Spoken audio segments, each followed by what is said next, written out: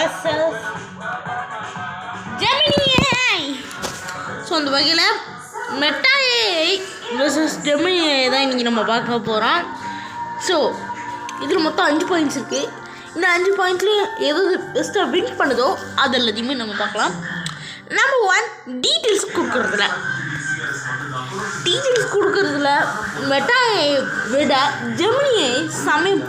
ஏன்னா படிக்க தெரியாதவங்க கூட ஜெமினி ஏஐவை பார்த்து ஈஸியாக புரியுற மாதிரி ரொம்பவே நல்லா இருந்துச்சு, சூப்பராக இருந்துச்சுங்க. ஜெமினி ஏஐ எனக்கு தெரிஞ்ச டீட்டெயில்ஸில் கொஞ்சம் பாயிண்ட் அப்படின்னு சொல்லலாம். நம்பர் 2, இமேஜ் க்ரியேஷன் இப்போ வரைக்கும் ஒரிஜினல் விஷயம் வரல. சப்ஸ்கிரிப்ஷன் பண்ணால் கிடைக்கும் அப்படின்னுங்கிறாங்க. ஆனால் நான் ஒரிஜினல் விஷயம் மட்டும் தான் கம்பேர் பண்ணுறேன். அந்த சமயத்தில் கண்டிப்பாக ஒரிஜினல் விஷன் அதில் எனக்கு தெரிஞ்ச மெட்டா ஏஐ தான் பெஸ்ட்டு. வேறு லெவல் பிக்சர்ஸை உருவாக்கி கொடுக்குது. டாக்டர் சின் 6 ஹேண்ட்ஸ்னு கொடுத்தது கூட வேறு லெவலில் கொடுத்துருந்துச்சு. Number 3, speaking capability. இதில் எனக்கு தெரிஞ்ச ஜெமினி ஏஐ தான் பெஸ்ட்டுன்னு சொல்கிறேன். ஏன்னா அந்தளவுக்கு வேறு லெவல் அப்படின்னு சொல்லலாம்.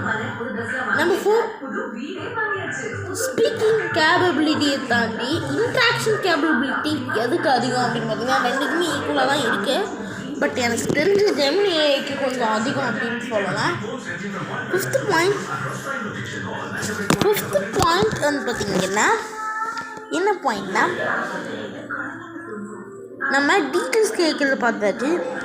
பட் அதை தாண்டி ஒரு ஐடியாஸ் கேட்குறது அப்படின்னு பார்த்தீங்கன்னா இது கண்டிப்பாக Gemini AI and Meta AI இந்த ரெண்டுமே ஈக்குவலாக தான் இருந்துச்சு. ஸோ ஓவராலாக மெட்டா ஏஐக்கு 2 பாயிண்ட், ஜெமினி ஏஐக்கு 5 பாயிண்ட்.